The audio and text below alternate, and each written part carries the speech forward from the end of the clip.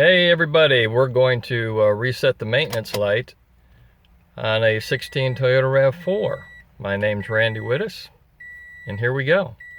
So turn your key to the on position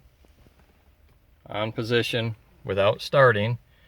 It's going to come up with maintenance required. Go to the back button here, and you get these icons up at the top. I had to hit it twice to get there. Anyway, hit your arrows to scroll over to settings, which that's settings.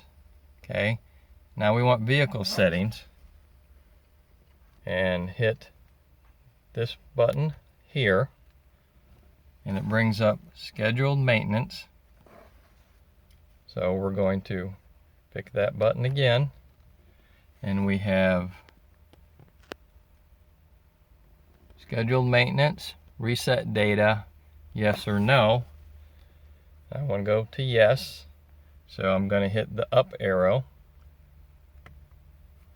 and then hit this button here, and it says data has been reset. So hope this helps out. Let me know in the comments if it does. Like and subscribe.